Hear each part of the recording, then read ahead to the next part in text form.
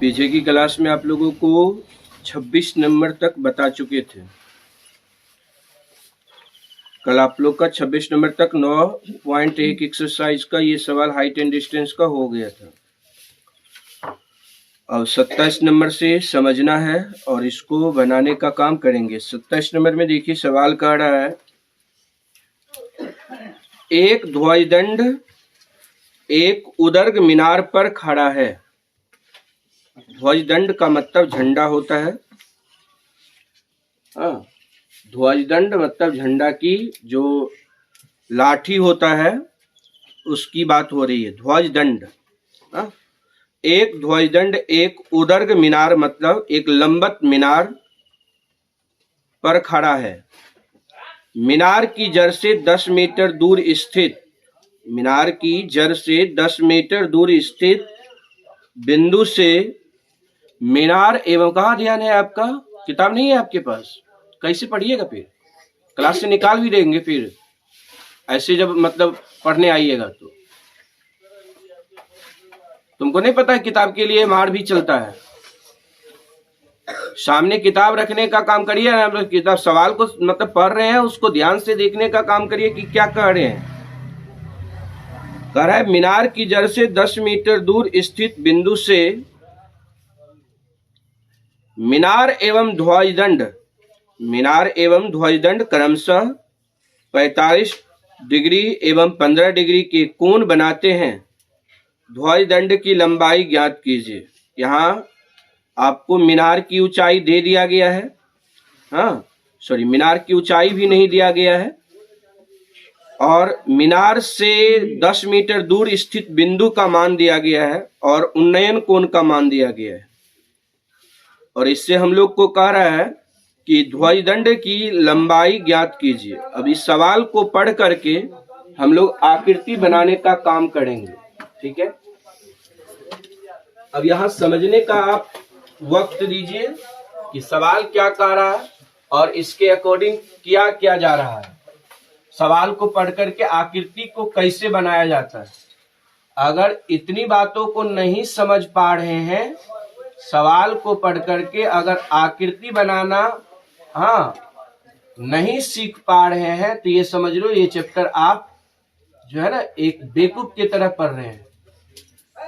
सवाल को सबसे बड़ी चीज है इसमें आकृति बनाना, पढ़ करके आकृति बनाना। बार बार आपको यही कही जा रही है कि सवाल पढ़ करके जो आकृति बनाने के लिए सीख गया वो हाइट एंड डिस्टेंस की सवाल को बनाने के लिए वो सीख जाएगा। ठीक ना?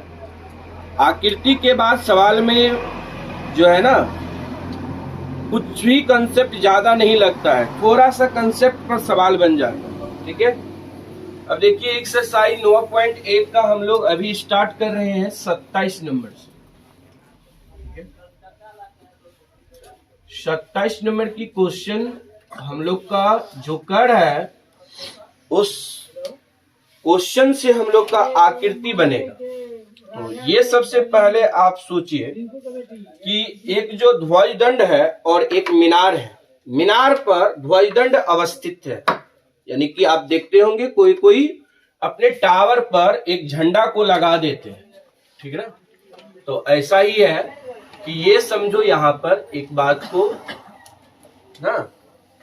एक बात ये समझना है क्या कि ये मान के चलते हैं कि ये एक मीनार है। सबसे पहले यहां से जो ऐसे खींचे ये एक मीनार है और मीनार का शिखर ये है जिसको हम लोग चोटी कहते हैं और मीनार का पाद यानी जड़ ये होता है। जब सवाल में पाद कहा जाता है तो इसका मतलब ये जड़ होता है। शिखर कहा या चोटी कहा तो उसका ऊपरी भाग होता है। यानी इसका एक होता है आपका ऊपर वाला भाग जिसको शिखर या चोटी कहा जाता है और एक निचला वाला भाग होता है जिसे पाद या जड़ कहा जाता है। तो टावर के ऊपर एक ध्वजदंड लगा दिया गया है। तो ये भी ध्वजदंड हम लोग ये सपोज ध्वजदंड लगा दिया गया है। ठीक है ना? ये यहाँ से यहाँ तक ये ध्वजदंड है। ये जो हम लोग पॉइंट को इंडिकेट कर रहे हैं ये पॉइंट ये बता रहा है कि यहाँ से यहाँ तक जो है ना ध्वजदंड है और इस ध्वज दंड जो है ना वो मीनार पर अवस्थित है। ये जैसे कि ये मीनार है और मीनार पर ध्वज दंड है। हाँ, अब कह रहा है सवाल में इस मीनार के जड़ से, तो मीनार के जड़ से या तो इधर 10 मीटर हो सकता है या इधर 10 मीटर हो सकता है। ठीक है, आपकी मतलब सोच पे डिपेंड करता है, आप जिधर खींच सकते हैं। मान के चलो 10 मीटर हम इधर ले लेते हैं, 10 मीटर ये इधर है। ठीक है, 10 मीटर मीनार के जड़ से हाँ अवस्थित कोई बिंदु है। ठीक है, जैसे कि हम ए बी को हम लोग एकदम मीनार कहें कि यह एक मीनार है। ठीक है, और ए से सी तक को हम लोग कहें ये ध्वज दंड है। कारण मीनार के जड़ से, सवाल में मीनार के जड़ से 10 मीटर दूर, यानी यहां से 10 मीटर दूर स्थित बिंदु से, यहां पर की बिंदु को हम लोग मतलब कंसीडर कर ले रहे हैं क्या, तो डी कंसीडर कर ले रहे हैं, ये डी पॉइंट है। ठीक है, अब मीनार एवं ध्वजदंड क्रमशः 45 डिग्री और 15 डिग्री के कोण बनाती है। क्या कह रहा है, सवाल को फिर से एक बार आपको दोहरा दे रहे हैं।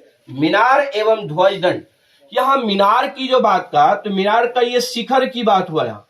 ठीक है, और ध्वजदंड जो कहा, ध्वजदंड की ये शिखर की बात कहा यहाँ। ठीक है, मीनार एवं ध्वजदंड क्रमशः 45 डिग्री के कोण बनाते हैं। अब ये सोचना है कि ये देखो यहां से जैसे कि इसको मिला दिए, ठीक है ना, इसको जैसे कि हम यहां से मिला दिए, ये जो कोण बनता है वो 45 डिग्री का कोण बनता है। और ऐसे ऐसे सवाल आपकी परीक्षा में रहते हैं। और क्या कह रहा है, ध्वजदंड, ध्वजदंड कहने का मतलब ये ध्वजदंड का शिखर, और ये ध्वजदंड के अगर हम लोग शिखर को मिला देते हैं ऐसे, ठीक है ना, ये ध्वजदंड का शिखर है और इसको मिला देते हैं ऐसे, ठीक है ना, तो ये यहाँ पर 45 डिग्री के कोण बनाते हैं, 15 डिग्री के कोण बनाते हैं यहाँ पर।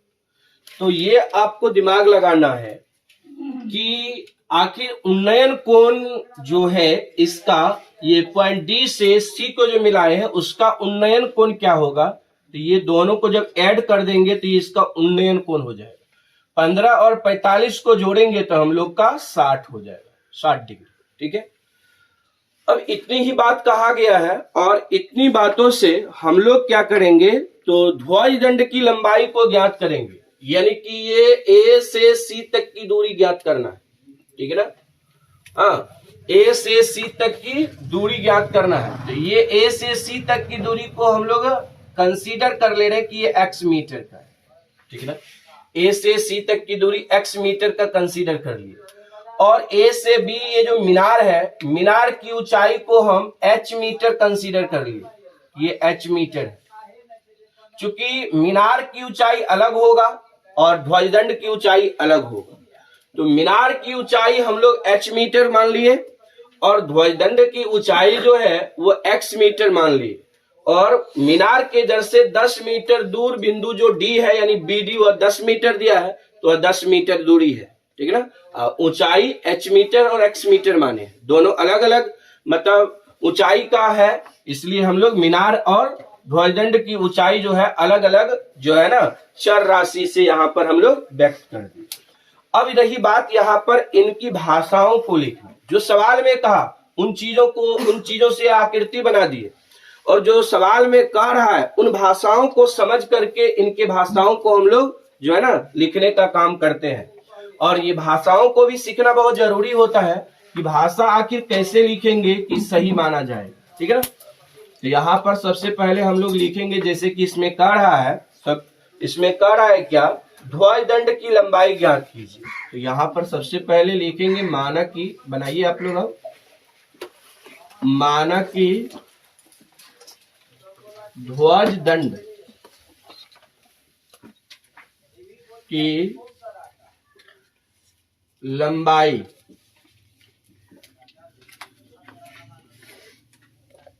AC बराबर x मीटर है। ठीक है। मीनार की ऊंचाई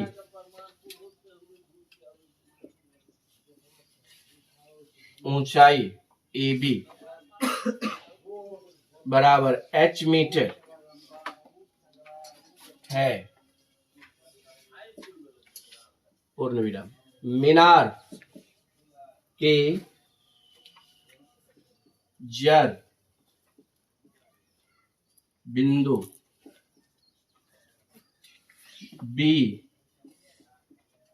से 10 मीटर दूर स्थित बिंदु D है, जहां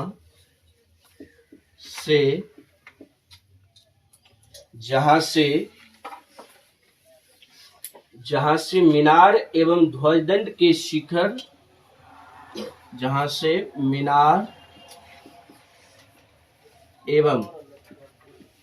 ध्वजदंड के शिखर का उन्नयन कोण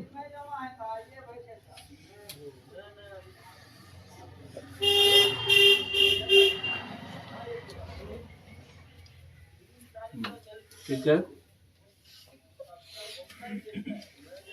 उन्नयन कोण ADB 45 डिग्री तथा BDC या CDB कोण BDC बराबर 60 डिग्री बनता है। ये इनका भाषा हो गया। अब यहां से हम लोग क्या करेंगे, सबसे पहले यहाँ देखना है और समझने का काम ये करना है कि पहले हम लोग त्रिभुज ABD में वर्क करेंगे। ठीक है, त्रिभुज ABD में हम लोग यहाँ पर 45 डिग्री के अलोंग ये AB को हम लोग ऊंचाई या मतलब लंब बोलेंगे और ये BD को हम लोग आधार बोलेंगे। जब लंब और आधार का संबंध होता है तो ऐसे स्थिति में tan थीटा का प्रयोग होता है। यहाँ से tan 45 डिग्री बराबर हो जाएगा लंब बटे आधार। लंब h है और आधार जो है वो 10 है। यहाँ पर tan 45 का मान अगर हम लोग मतलब याद रखें तो ये कितना होता है 1, तो 1 बराबर h बटे 10 हो जाएगा। बाय क्रॉस गुना करेंगे तो h बराबर 10 मीटर हो जाएगा। यानी कि कहने का अर्थ यह है कि ये जो मीनार का ऊंचाई है वो भी 10 मीटर का है। ठीक है, तो ये h बराबर 10 मीटर निकला है। अब हम लोग आते हैं पुनः त्रिभुज BDC में। BDC में ठीक है ना, यहाँ पर सबसे पहले त्रिभुज हम लोग किसमें, तो ABD में है, लिखेंगे ABD में। ठीक है ना, अब त्रिभुज BDC में,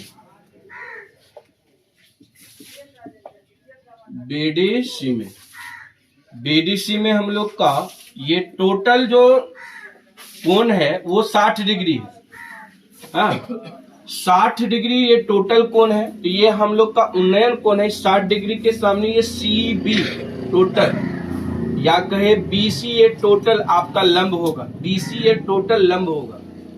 ठीक है, और आधार आपका BD 10 होगा, तो यहाँ पर tan 60 डिग्री लिखा जाएगा। tan 60 डिग्री बराबर लंब बटे आधार।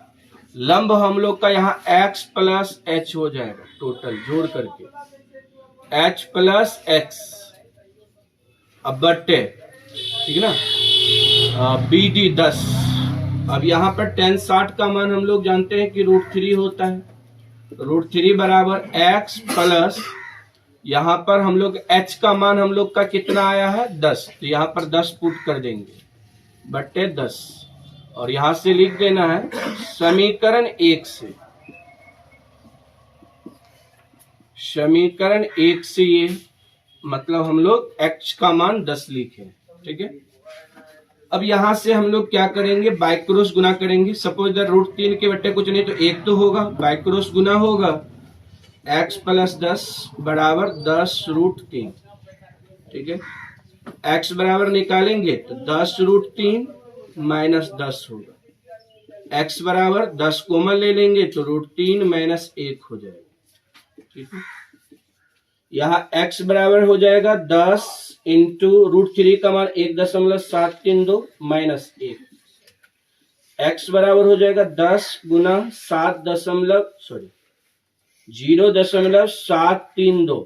अब गुना हो जाएगा तो x बराबर हो जाएगा 7.32, तो नीचे हो जाएगा। अतः मीनार की यहाँ पर ध्वजदंड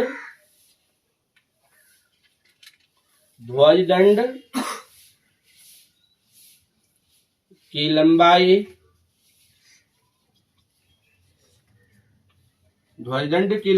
7.32 मीटर है।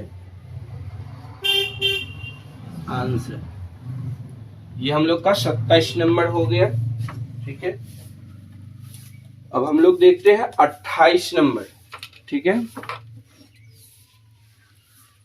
28 नंबर सवाल क्या कह रहा है उस पर अब ध्यान देना है।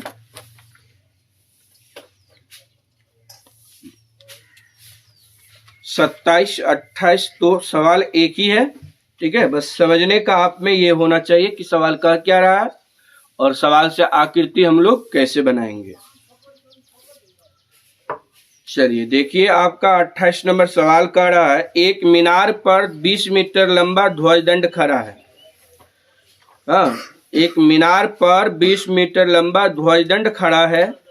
धरती तल पर के एक बिंदु से ध्वजदंड के पाद और शिखर के उन्नयन कोण क्रमशः 30 डिग्री और 60 डिग्री है। मीनार की ऊंचाई ज्ञात कीजिए। इसमें भी वही बात कहा है कि एक मीनार पर एक ध्वजदंड खड़ा है और ध्वजदंड की जो ऊंचाई है वो 20 मीटर। ध्वजदंड कितना बड़ा है वो भी बता दिया कि वो 20 मीटर लंबा है ध्वजदंड। और इसमें कह रहा है धरती तल पर के एक बिंदु से, जैसे कि धरती तल पर के बिंदु ये हम लोग का BD है, तो इसमें भी BD जो है उसकी बात कह रहा है, यानी कि D बिंदु से कह रहा है ध्वजदंड के पाद। ध्वजदंड का पाद यानी कि मीनार का शिखर कह सकते हैं या मीनार की चोटी कह सकते हैं। तो ध्वजदंड का जो जड़ है ये है, यहाँ से पहले इसको मिलाया गया है जिसका उन्नयन कोण बताया जा रहा है कि 30 डिग्री। जहाँ 45 डिग्री है वहाँ 30 डिग्री लिखा जाएगा। और क्या, तो शिखर, किसका शिखर, ध्वजदंड के शिखर। ध्वजदंड के शिखर ये सी हो गया, इसको और इसको मिलाएंगे तो टोटल उन्नयन कोण जो बन रहा है वो 60 डिग्री है। तो अगर मीनार की ऊंचाई बताइए कि मीनार कितना बड़ा है, ठीक है ना। मीनार की ऊंचाई का है ज्ञात करने के लिए। आकृति आपका सेम है, ठीक है ना। आकृति में जरा सा इधर उधर वाली बात नहीं है, ठीक है। हाँ, 28 नंबर की अब सवाल को देखते हैं। बस अब कह दिए सेम है तो सवाल को पढ़ करके भी आपको काम करना होगा। अब नहीं कि मतलब जो इसको देखे और बना दिए ढंग से, ठीक है। हाँ, यहाँ पर जैसे कह रहा है क्या, एक जो है ना मीनार पर, यानी कि एक टावर पर। मीनार का मतलब होता है टावर, जो टावर से आपका मोबाइल में नेटवर्क आता है। हाँ, ये एक सपोज दैट ये एक आपका मीनार है यानी टावर है और इस पर एक ध्वजदंड है, ठीक है। ये आपका एक मीनार है और मीनार के ऊपर ध्वजदंड है, कोई झंडा खड़ा है।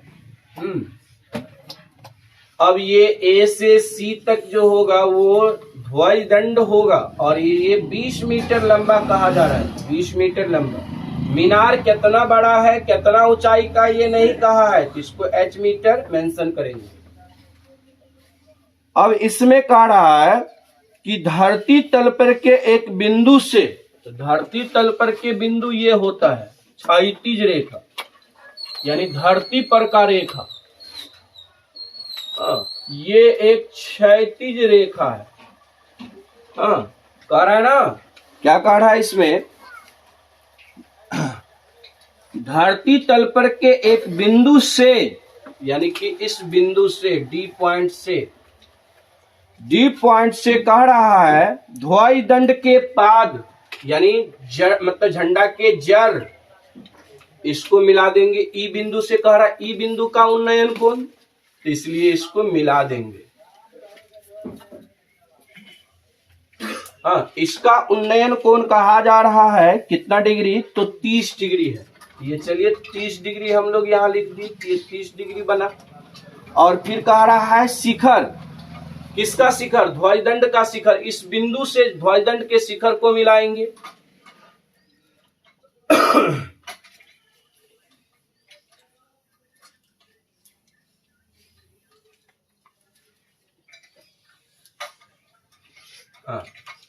ये मिला दिए, जिसका उन्नयन कोण 60 डिग्री बताया जा रहा है, तो ये 60 डिग्री है। ठीक है। अब देखिए इसमें ये नहीं कहा है, ध्यान दीजिए कि ये नहीं कहा है कि ये जो जड़ है मीनार का, मीनार से मतलब जो है ना, मीनार के जड़ यानी क्षैतिज तल की जो रेखा है, मीनार के जड़ से कितना दूरी पर डी पॉइंट है, ये नहीं कहा है। तो यहाँ के लिए हम लोग को मानना पड़ेगा कि ये x मीटर है। x मीटर मानना पड़ेगा। और जब भी कोई मीनार हो, पहाड़ हो, दीवार हो, मतलब जो है ना, वो 90 डिग्री पे खड़े होंगे, 90 डिग्री ये दे दिए। अब आते हैं इसकी भाषा को हम लोग लिखेंगे। माना कि जैसे इसमें कह रहा है क्या ज्ञात करने के लिए, मीनार की ऊंचाई। माना कि मीनार की ऊंचाई, मीनार की ऊंचाई AB बराबर h मीटर है, h मीटर है। ये उसके बाद यहां पर लिख देंगे ध्वज दंड, ध्वज दंड की लंबाई AC बराबर 20 मीटर है। इसके बाद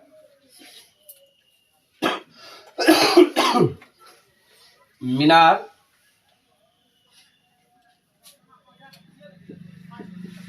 के जड़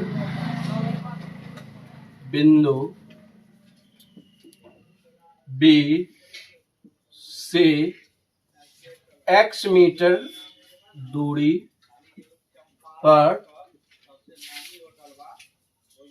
पर स्थित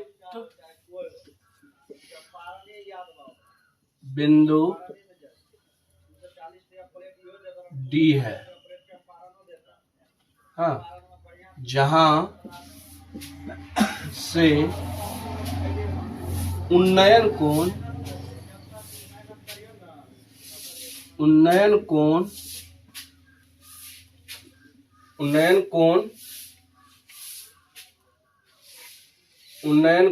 DDA कोण या ADB बराबर 30 डिग्री तथा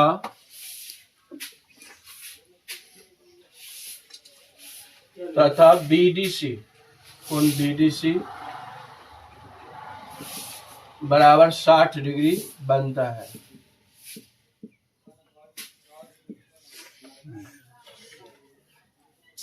ये नोट कर देना है। अब आएंगे इसका मेन सॉल्यूशन पर। तो सबसे पहले हम लोग लिखेंगे त्रिभुज ADB में, ए या ABD में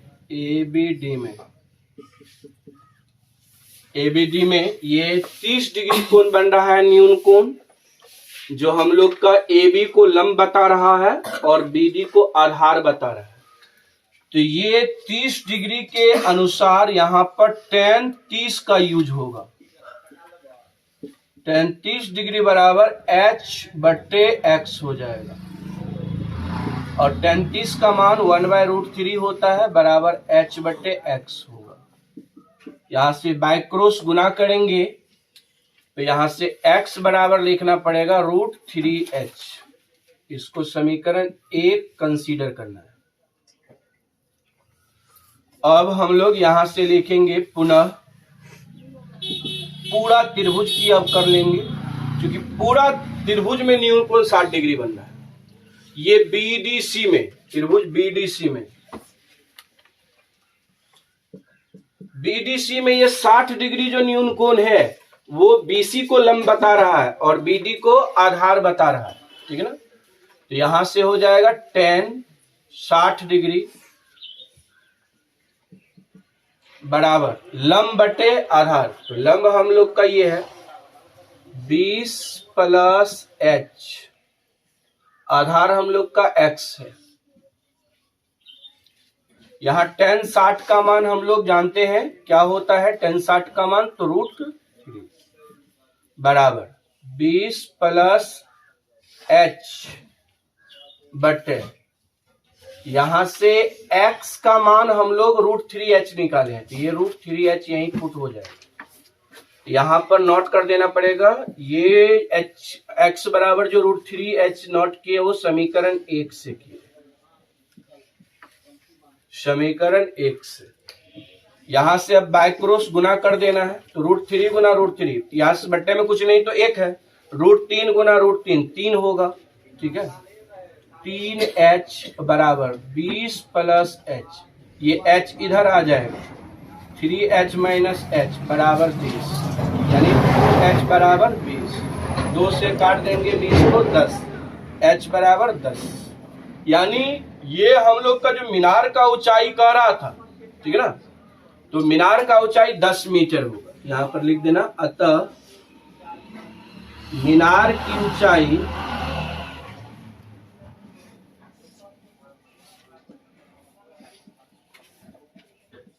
मीनार की ऊंचाई 10 मीटर है। आंसर हो गया ये। अब फिर हम लोग अगला नंबर पे आते हैं।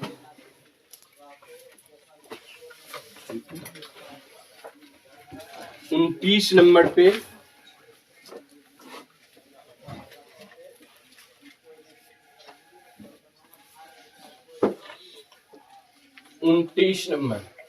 Question number 29। अब सवाल को देखते हैं 29 नंबर में क्या कह रहा है। कह रहा है एक मीनार पर एक ध्वजदंड खड़ा है। वही बात फिर कह रहा है कि एक मीनार पर एक ध्वजदंड खड़ा है। मीनार के पाद से 60 मीटर की दूरी पर, जो हम लोग x मान रहे हैं वहां 10 लिए हैं, यहाँ x लिए है, वो 10 मीटर, यहाँ पर 60 मीटर बता दे रहा है। 60 मीटर मीनार के पास से 60 मीटर की दूरी पर तल के एक बिंदु से ध्वजदंड के पाद और शिखर का उन्नयन कोण 30 डिग्री और 60 डिग्री, जैसे यहाँ 30 डिग्री और 60 डिग्री है वो सेम है।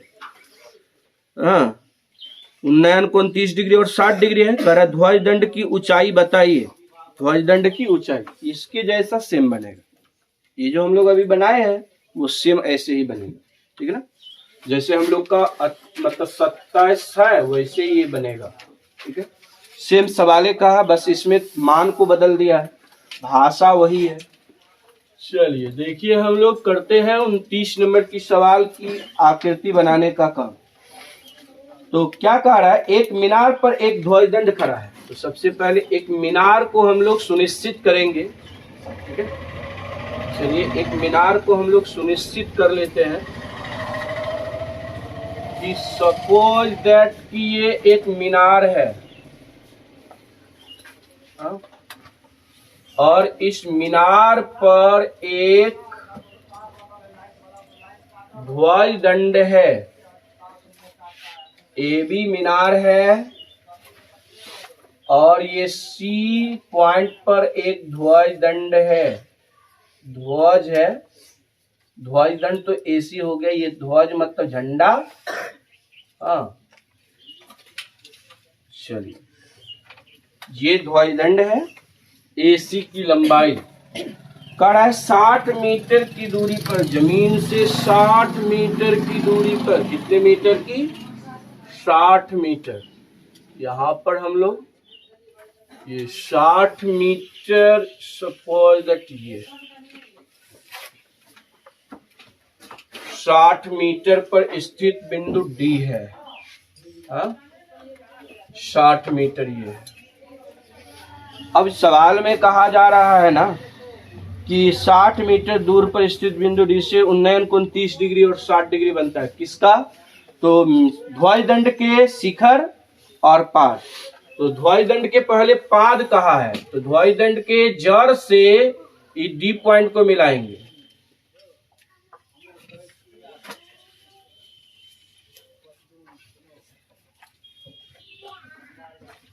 ये आपका ध्वज दंड का शिखर है।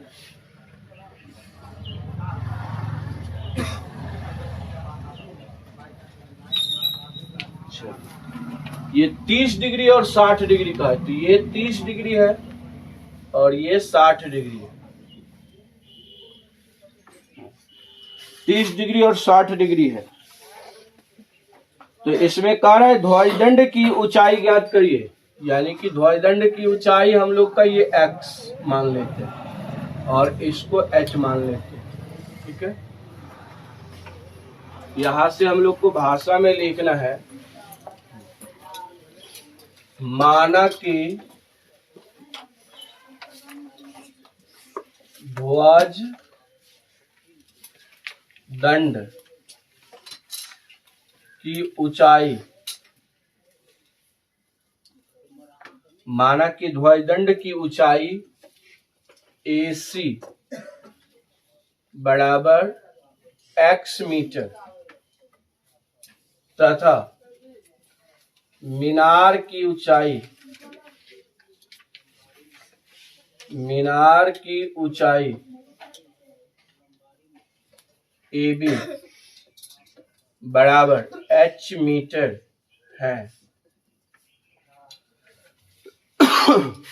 मीनार के जड़ से धरती तल पर के मतलब कारण मीनार के पाद से यानी जड़ से, यहां लिख देना मीनार के जड़ से, मीनार के जड़ बिंदु B से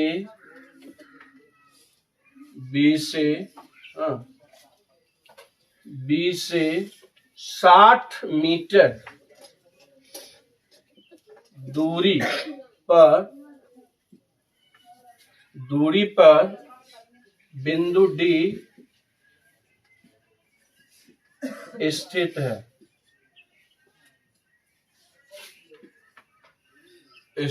है, पूर्ण विराम। चलिए, ये कहा है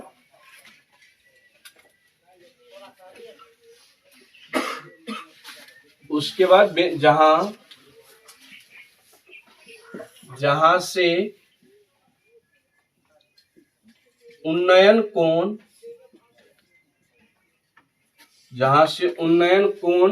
ADB 30 डिग्री तथा कोण CDB या BDC, कोण BDC बराबर 60 डिग्री बनता है।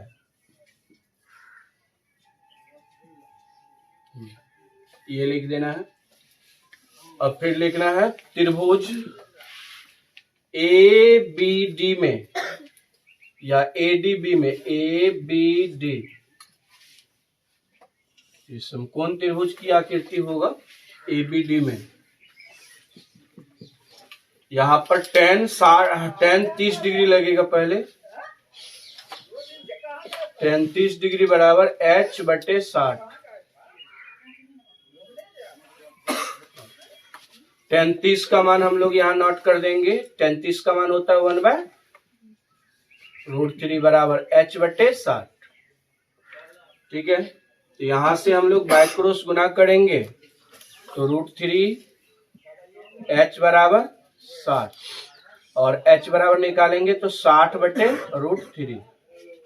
60/√3। तो यहां से H बराबर परिमेयकरण कर देंगे 60/√3 गुना √3/√3। तो H बराबर हो जाएगा 60√3/3। 3 से काट देंगे, 20 या 60। H बराबर होगा 20√3। ये HAB का हुआ 20√3। ठीक है, अब हम लोग को त्रिभुज BDC में आना, जिसके लिए हम लोग ध्वजदंड की ऊंचाई ज्ञात करेंगे। तो यहां से लिख देंगे कि पुनः त्रिभुज BDC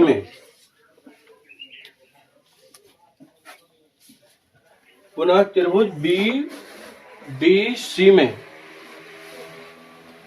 BDC में हम लोग लिखेंगे tan 60 डिग्री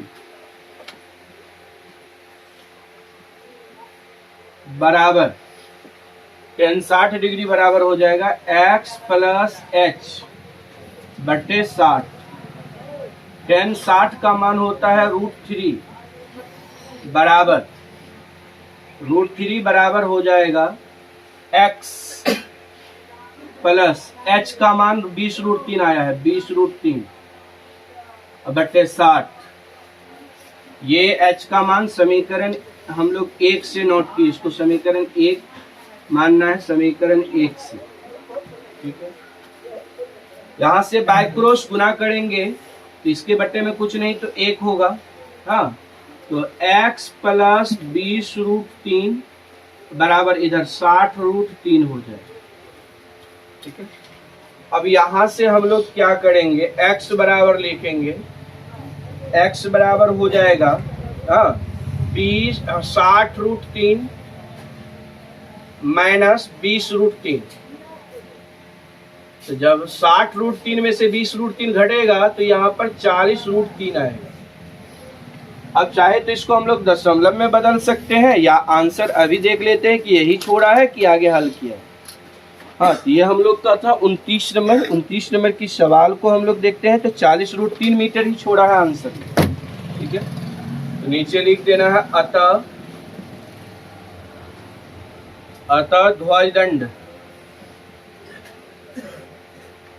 ध्वजदंड की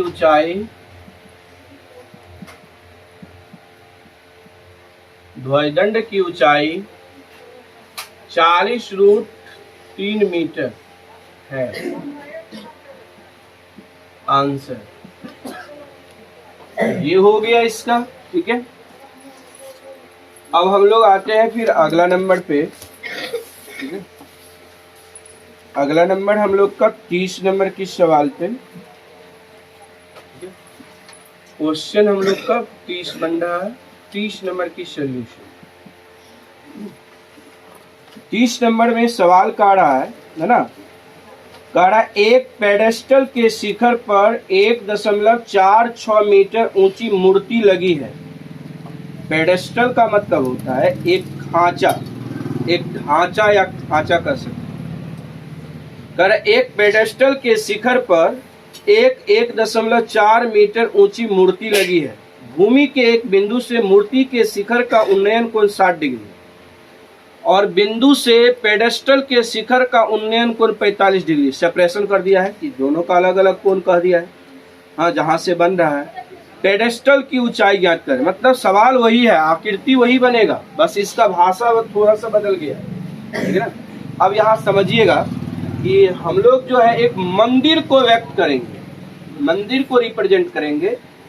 तो चाहे हम बताएं ना मंदिर हो या मस्जिद हो या पहाड़ हो या पठार हो या दीवार हो, या कोई कह सकते हैं व्यक्ति हो, तो प्रायः एक लंबत रूप में होता है, एक रेखा से यहाँ पर उसको दर्शाते हैं। समझिए, यहाँ पर हम आकृति को बता दे रहे हैं। ये देखिए,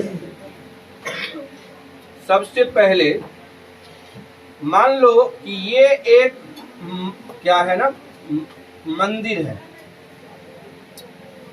हाँ, जैसे सवाल में कह रहा है ना, वैसे कह रहा है ना, मूर्ति लगी है किस पे, एक पेडेस्टल के शिखर पर, पेडेस्टल के शिखर पर। तो ये पेडेस्टल है। हाँ, इस पेडेस्टल के शिखर पर एक मूर्ति लगी है। हाँ, यहाँ मूर्ति बना करके थोड़े ना दिखाएंगे कि ये मूर्ति है, ये पेडेस्टल है, ये नहीं करते हैं। ठीक है ना, सवाल को पढ़ करके उसकी भावनाओं को समझ करके हम लोग आकृति बनाने का काम करते हैं। या समझिए कि ये यहाँ से यहाँ तक ये पेडेस्टल है। पेडेस्टल की भी जो मतलब रखा जाता है तो वो एक लंबत रखा जाता है। ठीक है ना, यह एक पेडेस्टल, और इस पेडेस्टल पर क्या कर दिया, तो एक मूर्ति रख दिया। तो ये यहाँ से ए से सी तक ये मूर्ति है। अब यहाँ पर कह रहा है ना, कह रहा है यहाँ से सवाल में कह रहा है कि पेडेस्टल के एक शिखर पर 1.46 मीटर ऊंची मूर्ति है। ये मूर्ति जो है ना 1.46 मीटर का कह दिया है। चलिए, उसके बाद सवाल में कह रहा है भूमि के एक बिंदु से, भूमि के एक बिंदु से, यहाँ भूमि के एक बिंदु को दर्शाने के लिए यहाँ पर पेडेस्टल से जमीन से एक रेखा को गुजारेंगे।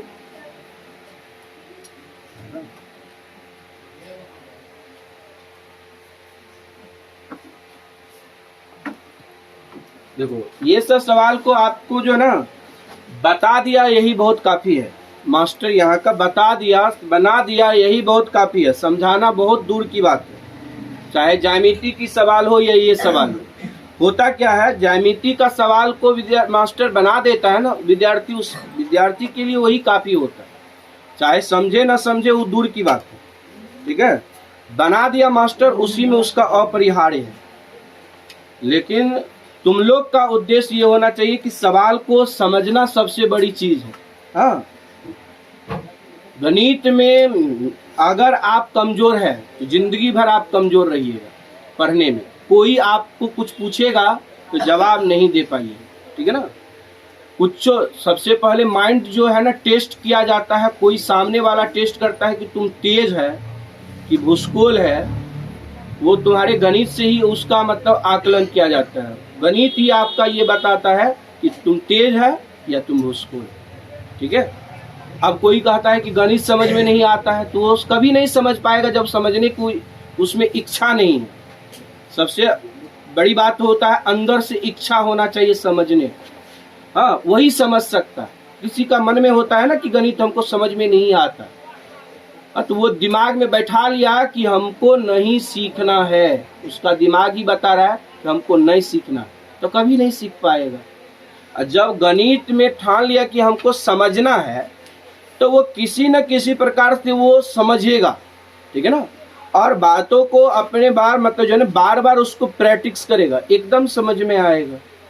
हाँ, वही एकाएक जो है ना नहीं सीख जाता है। अब हम इतना साल से पढ़ा रहे हैं। हाँ, 2015 से स्टार्ट किए यहाँ पर। हाँ, आज मेरा ये मतलब 2025 है, ये गुजरने वाला है। हाँ, ये कम से कम 10 साल का मेरा इस जर्नी है, यहाँ पर का जर्नी है। उसके अलग पढ़ाने का अलग जर्नी था।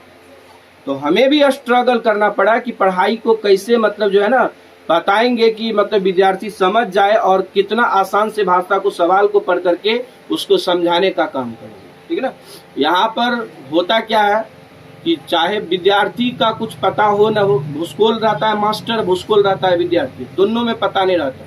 मास्टर क्या बता रहा है, नाम का पढ़ रहा है, काम का नहीं पढ़ता है। नाम का पढ़ता है जो विद्यार्थी, वो कहीं भी पढ़ सकता है। ठीक है ना, वो मतलब उसको तो रोड छाप भी बता सकता है। रोड छाप किसको बोलते हैं, जो रोड पर मतलब पढ़े लिखे भी घूमते फिरते हैं। हम नहीं कह रहे हैं कि रोड पर पढ़े लिखे नहीं घूमते, रोड पर भी पढ़े लिखे घूमते हैं, हाँ, लेकिन उसको भी वो भी पढ़ा सकता है। जो कमजोर विद्यार्थी है और उसको गलत तो बताएगा, और उसको पता नहीं है कि गलत है कि सही है, तो आराम से ऊपर सकता है ना, उसमें कोई संकोच नहीं। तो सबसे बड़ी बात है समझना और समझ करके प्रैक्टिस करना। हाँ, यहाँ पर ये एक धंधा बन गया है, ठीक है ना, पढ़ाई का एक धंधा बना दिया गया है, और इस धंधा में हाँ मतलब जानकारी देने की कोई गारंटी नहीं है कि तुम सही गारंटी मतलब सही जानकारी ले रहा है कि गलत जानकारी ले रहा है, ठीक है। कम उम्र से पढ़ाने का हम स्टार्ट किए, ठीक है ना।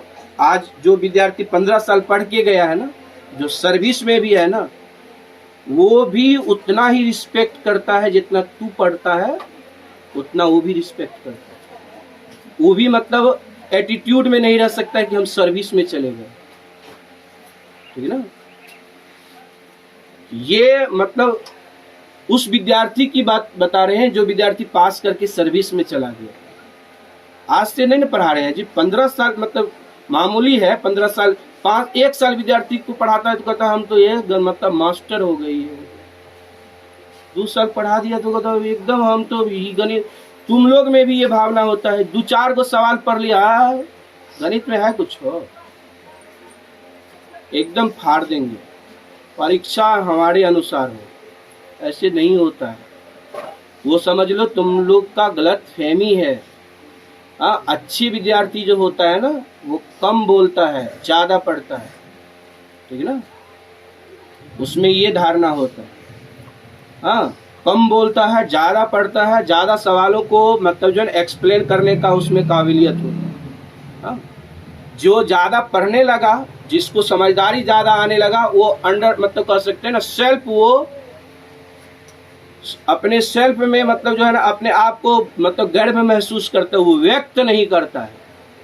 हाँ, 2-4 को परिभाषा पढ़ लेने से और 2-4 को सवाल बना लेने से कोई महान नहीं बनता है, समझे बात को। और 2-4 को सवाल बना दिया तुमको, हाँ, चैप्टर का कोई भी, हाँ, साधारण चैप्टर का, तो इससे तुम नहीं आंक पाओगे कि बहुत तेज है। उसको पूरा चैप्टर में सही जानकारी होना चाहिए। हाँ, यहाँ 1 चैप्टर 2 चैप्टर अगर किसी को बढ़िया से आ जाता तो कहता गणित हम पढ़ा देंगे, ऐसा संभव नहीं है। गणित में 1 से 1 सवाल है। हाँ, केसी सिन्हा पढ़ करके विद्यार्थी गणित में 100 में 100 लाता है। ढंग से पढ़िएगा, हाँ, रिवीजन करते रहिएगा तो कोई मतलब भारी बात है गणित बिहार बोर्ड में 100 में 100 लाना, एकदम आसान है, लेकिन वो आपका नियत रहना चाहिए। चलिए देखिए, कह रहा है ना, इसमें कह रहा है क्या, हाँ, क्या कह रहा है जी, कह रहा है भूमि के एक बिंदु से मूर्ति के शिखर, भूमि के एक बिंदु से, ये तो भूमि का एक बिंदु है डी, और क्या कह रहा है मूर्ति के शिखर, देख लीजिए, है ना, कह रहा है ना दूर स्थित बिंदु से, भूमि के एक बिंदु से मूर्ति के शिखर। मूर्ति के शिखर कौन है? मूर्ति तो ये है, ए से सी है, इसका शिखर ये है। तो सबसे पहले इसके बारे में कह रहा है ना, इसके बारे में कह रहा है, ये यहाँ से 60 डिग्री के उन्नयन कोण बनाते हैं, तो ये 60 डिग्री के उन्नयन कोण बनाते हैं, ठीक है। इसके बाद कह रहा है, क्या कह रहा है, तो वो समझिए बिंदु से पेडेस्टल के शिखर, पेडेस्टल ये है जिस पर मूर्ति खड़ा है, ये पेडेस्टल है ए बी, तो ये पेडेस्टल है, यहां से यहां तक का उन्नयन कोण बता रहा है 30 डिग्री।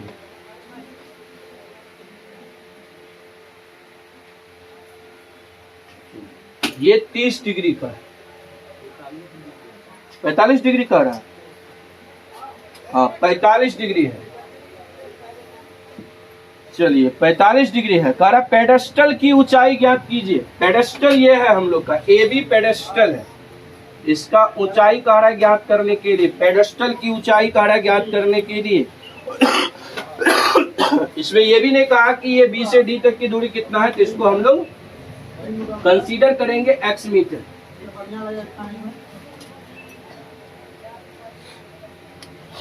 यहां से अब हम लोग भाषा को लिखेंगे, माना कि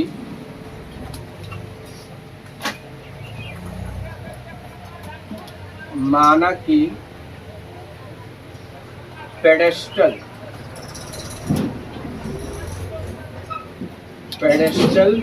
की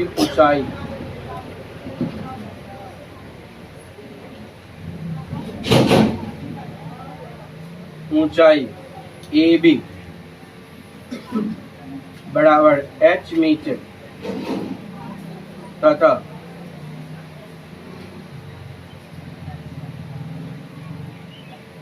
तथा मूर्ति की ऊंचाई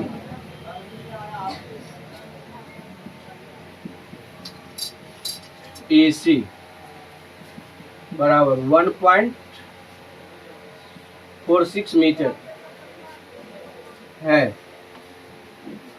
ठीक है। हाँ, पेडेस्टल के जड़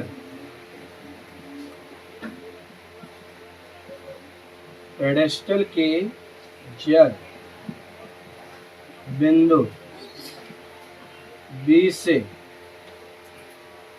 से x मीटर दूरी पर बिंदु D है, जहां से उन्नयन कोण ADB 45 डिग्री, ADB 45 डिग्री तथा कोण BDC 60 डिग्री है। ये हो गया। इसके बाद अब फिर लिखना है त्रिभुज, पहले ADB में या ABD में, त्रिभुज ABD में लिखेंगे। ये ABD त्रिभुज है, यहाँ पर tan 45 लिखना पड़ेगा, tan 45 डिग्री बराबर h बट्टे x, tan 45 का मान 1 बराबर h बट्टे x। ये भी सवाल पूछा गया है मैट्रिक एग्जाम में, ये सवाल पूछा गया है मैट्रिक एग्जाम में। यहाँ से बाय क्रॉस गुना करेंगे तो x बराबर h हो जाएगा। यहाँ लिखते हैं x बराबर h हो जाएगा। इसको समीकरण 1 नोट कर देंगे। h बराबर x कहिए, x बराबर h कहिए, ये हो जाएगा। अब यहाँ पर लिखना है पुनः त्रिभुज BDC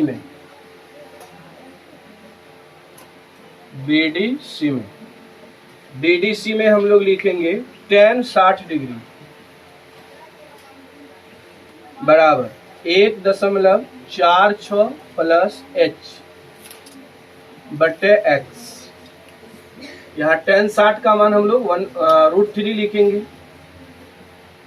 √3 बराबर 1.46 प्लस h बट्टे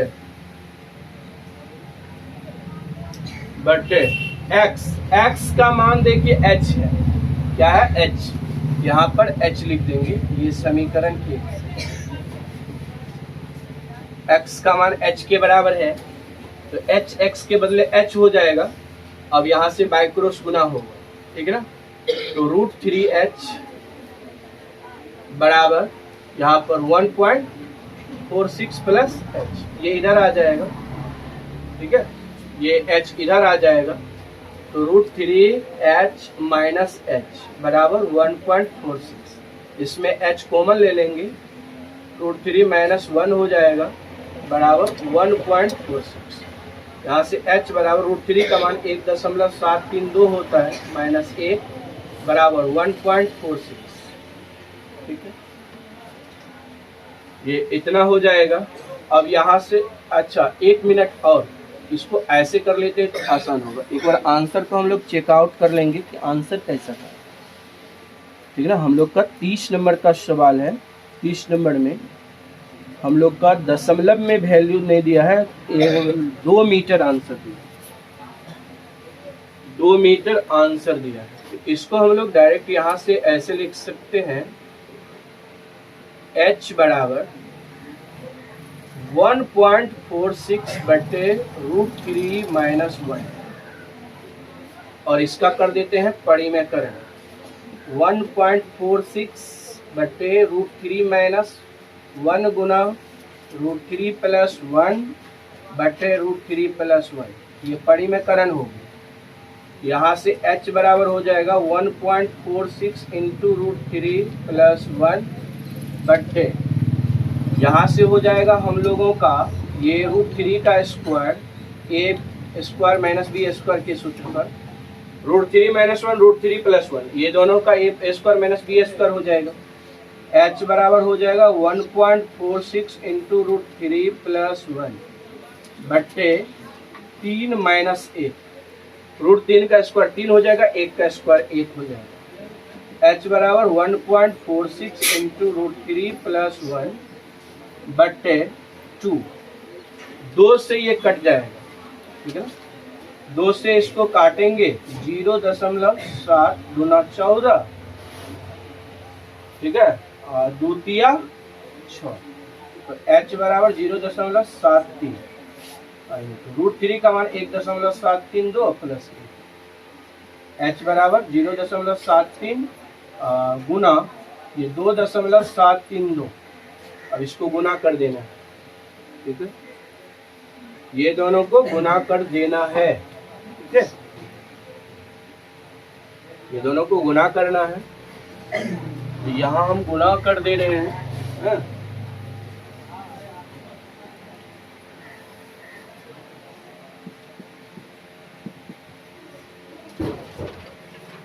3 दूना 6, 3 तिया 9, 7 तिया 21, 3 दूना 6, 2 8, 7 दूना 14,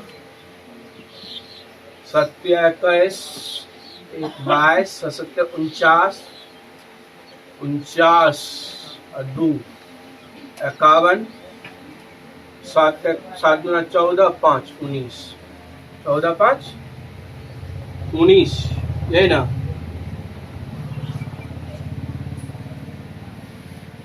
19। अब इसको जोड़ देंगे, 6 9 4 13, 2 1 3 1 4, 8 1 9, यहाँ पर 9 1, कितने अंक के बाद पॉइंट होगा, तो 3 2 5, 2 4 1 5, 1.9946, h बराबर 1.9126, 1.99436, अप्रॉक्स h बराबर अप्रॉक्स में 2 मीटर, ये 1.99 आया ना, तो ये लगभग 2 के बराबर है, ठीक है। तो अतः यहाँ लिख देना है, अतः पेडेस्टल की ऊंचाई 2 मीटर है, आंसर ये हो गया। आगे की क्लास में हम लोग अगला नंबर से सवाल देखेंगे, 31 नंबर से, ठीक है। कल तो लाइव क्लास नहीं हो पाया था, लेकिन आज होगा सेम टाइम में जो टाइम आपको बताया गया है।